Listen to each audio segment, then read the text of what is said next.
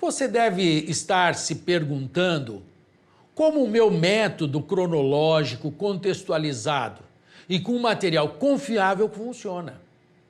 É justamente isso que eu vou te apresentar agora.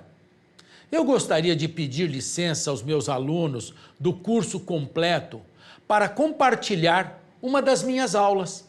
Pegue papel e caneta, elimine as distrações e foque 100% nesse vídeo.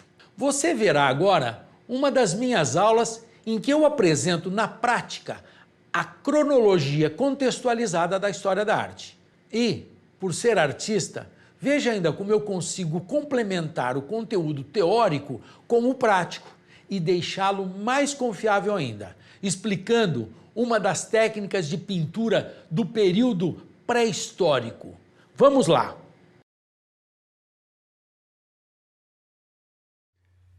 Chegamos agora na caverna de Altamira, na Espanha. A caverna de Altamira foi descoberta no final do século XIX, em 1890 aproximadamente. E é curioso como foi descoberta.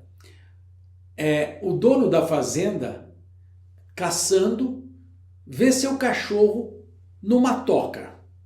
Uma toca, possivelmente um animal de caça. Ele vai e vê que o cachorro se embrenha pelo buraco e some pelo buraco e não volta. E ele chama seu cachorro e começa a tirar algumas pedras e percebe que tem um vazio ali em cima. E o cachorro aparece, entra novamente, ele abre, enfim. Curioso, ele começa a entrar naquele buraco e descobre um mundo encantador, um mundo que estava soterrado também há milhares de anos. Bem, por que ela estava fechada, tão fechada? Porque com o tempo, a movimentação da Terra, as entradas das cavernas se fecham, se mexem. Tantos mil anos, fecham. Portanto, com uma extração de pedras de uma pedreira próxima, com explosões de dinamite, ela possivelmente mexeu e abriu o caminho.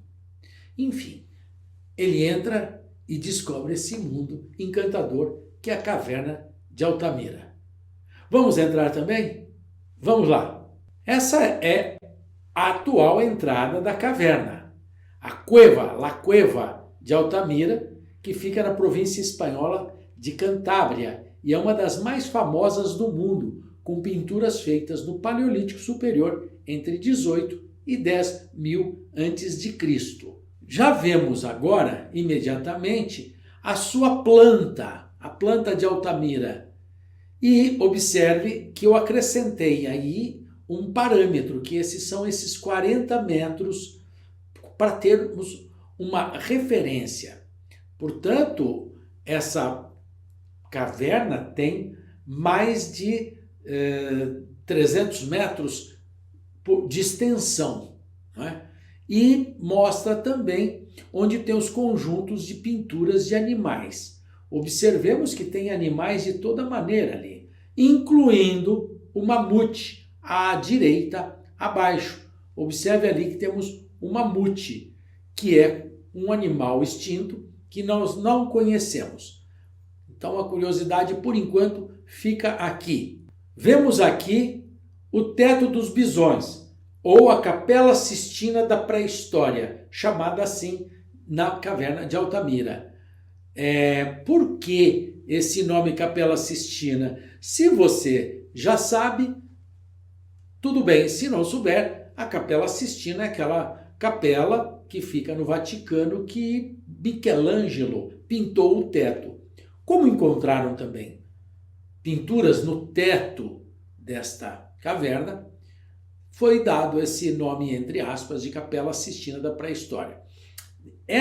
Este vão aí também foi aberto. Por quê? Nos documentários sobre a descoberta dessa caverna, Quem descobre sem querer, na verdade, é a filha de senhor Saltuola, que é esse senhor proprietário que descobre a caverna. Menina de uns 10, 12 anos, parece. Ela entra num espaço muito pequeno e ela observa com a lamparina que tinha pinturas e aponta para o pai dela, tem pinturas aqui. Só que hoje não é mais tão estreito assim. Observe o próximo slide, que é o mesmo teto dos bisons, como tem as pinturas no seu teto. As pinturas de diversos bisons. Quer dizer, muitas pinturas. E observe neste próximo ainda as pessoas de pé olhando para o teto. Eu acrescentei esse slide para se ter a noção que hoje as pessoas ficam de pé debaixo do teto, olhando. Embora também hoje a caverna de Altamira foi impedida da entrada de outras pessoas. Hoje só restrito a cientistas, pesquisadores. Teve muito fungo também aí. Como se observa nessa imagem com essas pessoas olhando o teto, vê-se que tem uma iluminação muito intensa para ver as pinturas. E o que acontece?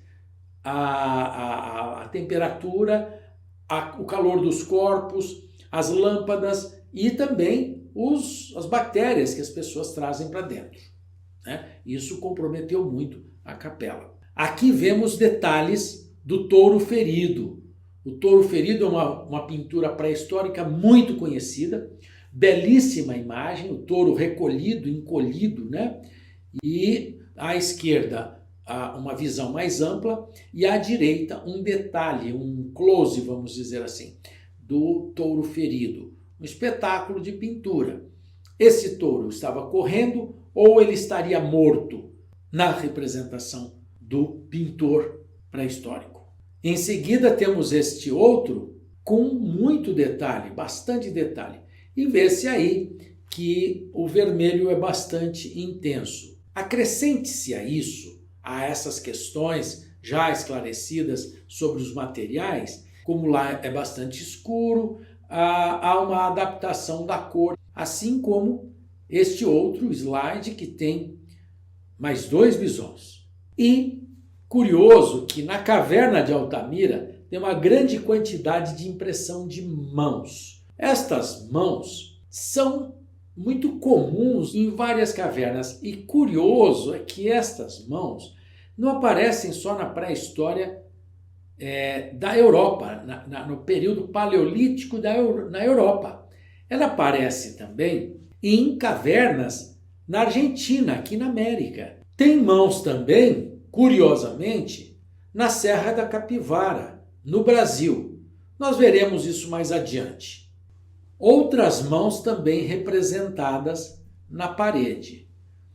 E percebe-se aqui que tem mãos negativas, vamos dizer, à esquerda. Negativa por quê? Teoricamente, o sujeito pôs a mão lá e borrifou como um spray, e à direita ele sujou a mão de gordura e pigmento natural e colocou a mão na parede. Então são 2 maneiras de representar. Uma negativa porque a mão ficou a cor da pedra e a outra, a pedra ficou da cor da mão. São 2 maneiras de expressão usando sua mão própria.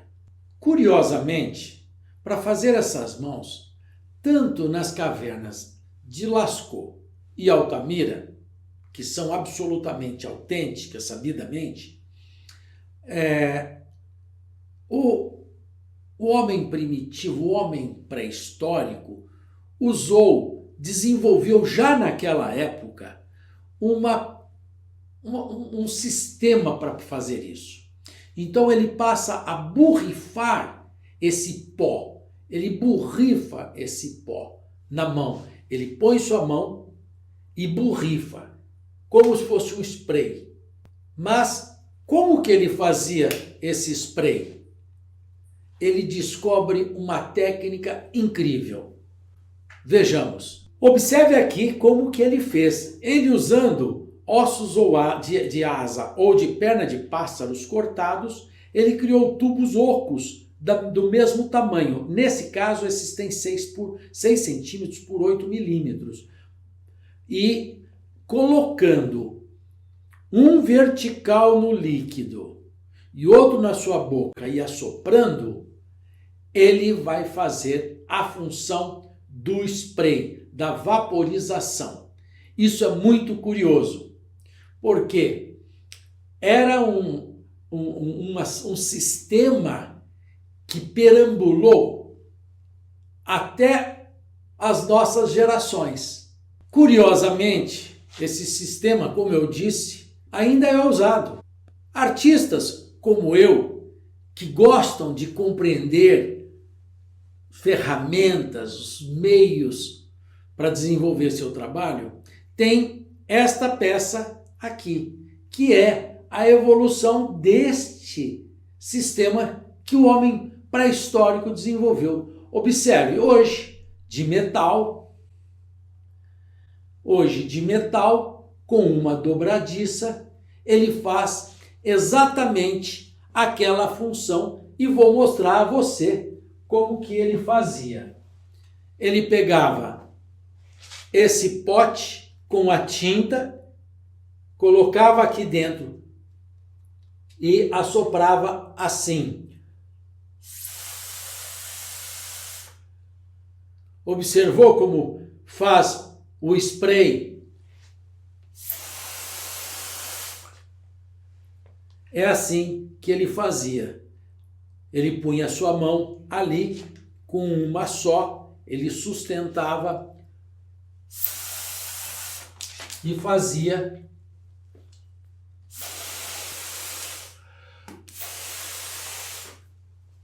aqui está a mão, em negativo. Isso prova que o que dá certo na tecnologia permanece. E a marca da mão dos homens pré-históricos ficou. E hoje nós fazemos aí a nossa arte contemporânea. E os pesquisadores não param de descobrir mais representações nos cantos mais escondidos das cavernas. A equipe de pesquisa do projeto Handpass, que documenta representações de mãos do Paleolítico na Europa, encontraram novas mãos nas paredes da caverna de Altamira. Dizem eles que foram feitas quase com certeza há mais de 20 mil anos. Fechando este tópico, eu lembro que existem muitas falsificações por aí. Então fiquemos atentos com fazendas aqui no Brasil que começam a apresentar numa grota que se tem lá pinturas pré-históricas. Fiquem atentos, as nossas, sabidamente e com certeza, estão lá no norte e no nordeste. Modéstia à parte, eu tenho autoridade para falar sobre essas técnicas de pintura e tantas outras que eu domino e posso passar durante as minhas aulas, pois sou artista plástico. Além disso, em minha carreira, já realizei exposições pelo Brasil e pelo mundo, como, por exemplo, no Brasil, em São Paulo, em Brasília, em Recife e tantas outras cidades brasileiras. E na Europa, nas cidades italianas de Milão, Roma, Bruxelas, na Bélgica e também na Espanha, em Madrid, Barcelona. Já produzi escultura, pintura, gravuras, videoarte, intervenções e por isso, ao explicar uma obra de arte nas minhas aulas, além de detalhar o momento cronológico e o contexto histórico, eu gosto muito de acrescentar essa parte técnica, aproveitando o fato de eu ser artista. Inclusive, a Enciclopédia Itaú Cultural me coloca ao lado de Hélio Oiticica, Lígia Clark e Cildo Meirelles, como um dos precursores das intervenções urbanas no Brasil, algo que muito me orgulha.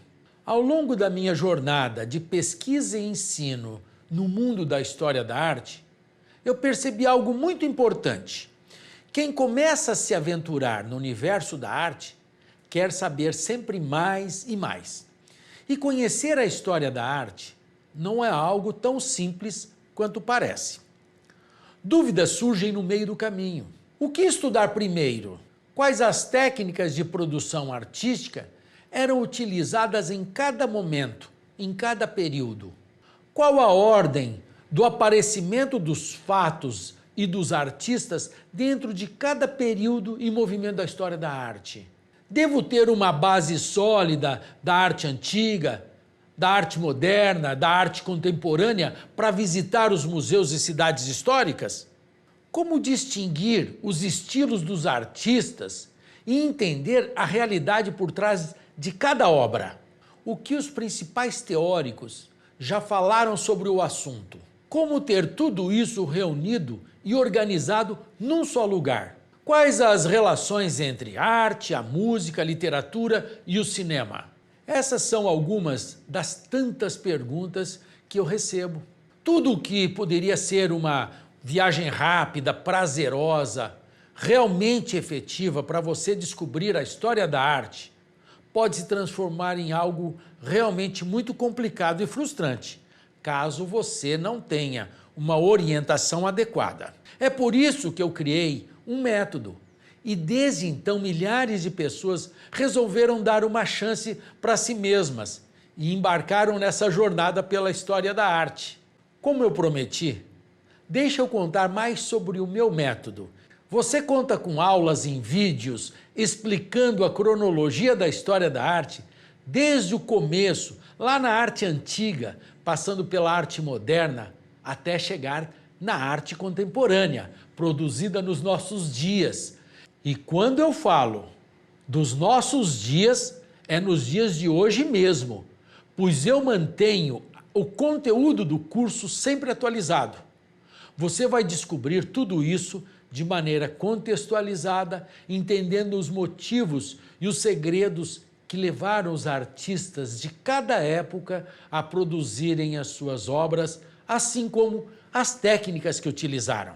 Tudo isso com um material confiável, coletado em loco nos meus mais de 40 anos de pesquisa e ensino sobre história da arte. Ainda possui um material teórico escrito para você imprimir, revisar e complementar os seus estudos, além de usar como referência na hora de recordar e fixar o conhecimento que você recebeu durante as aulas. Os alunos possuem pleno suporte da nossa equipe técnica e podem contar com eles sempre que precisarem. Além disso, temos uma comunidade exclusiva com alunos, onde notícias, conteúdos extras e dúvidas são compartilhadas, ajudando você a ampliar a sua paixão e conhecimento pela história da arte e transformar a sua vida pessoal e profissional diariamente. Seja muito bem-vindo, seja muito bem-vinda. Nos encontraremos do outro lado ou no próximo encontro. Até lá! Eu não conhecia o professor, não tinha conhecimento de vocês, mas quando eu vi o professor falando, eu fiquei assim tão contente com a forma que o senhor se expressou e eu estava compreendendo. Eu falei, poxa, esse aí que vai ser o professor para mim. O material do curso tem muita qualidade, né? E eu gostei da forma que foi organizado em gavetinhas, né? Tem o módulo e aí tem os itens. E por ali eu posso marcar onde eu parei, então eu posso ver o conteúdo completo e depois repetir ele antes de ir para o próximo, se eu achar necessário. Eu estudei Direito, fiz pós em Administração, mas eu sempre gostei de arte. E há 5 anos eu estudo pintura, sou artista plástica agora. Aí eu fiz o mini curso e já no meio do mini curso já falei, eu já quero me matricular no curso, porque eu vi, né, a estrutura do curso, ela abrangeria todos os movimentos, a ordem cronológica também faz bastante sentido, e eu também me apaixonei pelo professor, a didática, gosto das opiniões do senhor também, não tinha como eu deixar de fazer o curso. Para mim foi um investimento, viu? Essa parte cultural para mim é muito importante, saber que eu posso agora entrar nas exposições, nos museus com mais conhecimento, tendo mais noção, né, do que se passou, fazer uma contextualização com o tempo presente. No começo eu falei assim, nossa, mas é um hobby, né? Talvez eu vou gastar esse dinheiro e tal, mas não me arrependo nem um pouco, assim. Foi muito válido. Assim, independente da área que você tá, independente se você for fazer como profissão ou não, eu acho muito válido. Um aprendizado muito especial, enriquece muito a vida da gente. Eu sempre tive assim um encanto pela arte. O que me faltava era a cronologia. E agora eu estou muito satisfeita de estar conseguindo ver tudo encadeadinho, tendo lógica, né? É aprofundado o assunto, é aprofundado sobre questões que eu antes não percebia. A minha visita aos museus ficou muito mais rica. Eu estou amando o curso, eu me sinto vendo uma série que eu estou maratonando também. Aliás, eu nem penso mais em quanto eu paguei, eu nem sei mais quanto eu paguei. E quem tem essa necessidade, desse prazer estético, né, deveria fazer um curso de História da Arte. Eu tenho uma necessidade pessoal exatamente de fazer essa costura, que é a costura histórica e a evolução dos movimentos da arte e por que eles acontecem. Eles não acontecem só porque acontecem, ninguém acorda e diz hoje eu vou fazer um outro tipo de arte, né? E esse link que o senhor sempre fez, mostrando o contexto histórico e fazendo paralelo com a arte, eu acho que é fundamental, a gente precisa entender isso, né? O meu objetivo foi assim, mais para descanso mental e para adquirir cultura. O curso me enriqueceu bastante. Eu hoje posso dizer que conheço bem História da Arte por conta do curso. Indico a todos aqueles, desde o mais neófito em arte, que era o meu caso, até aqueles que já têm um pouco de conhecimento. Obrigado, professor. É gratificante, né? Você conhecer, você saber por onde. Isso está me engrandecendo bastante. É uma forma muito didática, é uma forma simples, gostosa. Basicamente, não é uma aula, é uma conversa. A gente aprende demais. Acho que eu não conseguiria em outro lugar ter tanto conhecimento assim de uma forma tão prática. Agradeço muito. Continuo encantada e acho que eu vou ficar encantada para sempre enquanto eu viver com o curso. Eu nunca tive tanto prazer em fazer um curso como esse. A alegria que é chegar no horário da manhã, ou da tarde, ou da noite, ligar meu notebook e aprender assim. Para mim foi fascinante. Eu sou funcionária pública, recém-aposentada. Eu sou filha de 2 professores. E, assim, eu identifico claramente um professor apaixonado pela sua matéria. Então, eu identifiquei em você muito do que eu vi os meus pais a vida inteira como apaixonados pelas matérias deles. Aquela paixão que você traz para a aula, você se anima na aula, isso é muito legal de ver. Estou gostando bastante, tem preenchido de uma forma muito gratificante. Não trabalho na área de artes, eu sou servidora pública, trabalho com auditoria tributária. Eu vi os filmes do Indiana Jones, né? Aqueles filmes cheios de aventura, cheios de história, cheios de arte, né? E isso me remete assim, diretamente às aulas do professor Dante Velloni, que aliás eu acho muito parecido com Indiana Jones, né? Como ele enriquece, como ele nos passa o conhecimento, né, sobre os períodos e os movimentos artísticos, viu, professor?